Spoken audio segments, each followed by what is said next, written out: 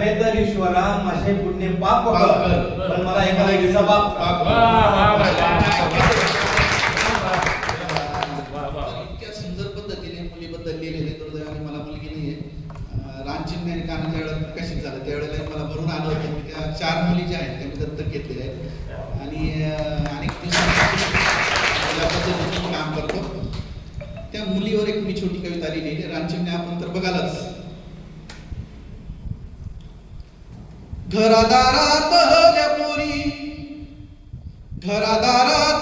पोरी जसा बिल्लोरी आरसा, घरादारातल्या पोरी जसा बिल्लोरी आरसा, माय बापाचं काळीज गाते कोण व्याचा वसा, माय बापाचं काळीज गाते कोण व्याचा वसा, भान हरपून गेल्या बहकून वाटा, चाली रीतीच्या फेऱ्यात पायी अडकला फुटा, माती जन्माचं जंजाळ शेना मातीचं अंगण, माझ्या अंगणात पोर जशी दिसे वृंदावन, आल्या फुलून गकळ्या हिरव्या पाण्यात मासोळ्या, आल्या फुलून गकळ्या हिरव्या पाण्यात मासोळ्या, झाल्या गुलाब पाकळ्या किती वेल्हाड मोकळ्या, कोणी पेरल्या दारात. मुलगी जन्माला यायच्यासाठी 7 जन्माचं पुण्य असावं लागतं.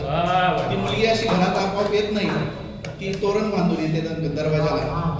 कोणी पेरल्या दारात दारी तोरण बांधून, 7 जन्माची पुण्याई आल्या बाळ गोंदून, माय माहेर परक. मुलगी जन्माला येते, ती लाडापुडात वाढते आणि ज्या वेळेला ती आपल्या घरातून निघून जाते त्यावेळेच्या 2 ओळी. माय माहेर परक गेली ओलांडून माप, माय बापाच्या डोळ्यात दुःख लपले माप.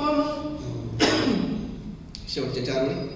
न भांगणी ग चांदण्या पोरी जशा ग अंगणी, न भांगणी ग चांदण्या पोरी जशा ग अंगणी, जन्मोजन्मीच्या ग कथा माया सांगे तिच्या कानी, जन्मोजन्मीच्या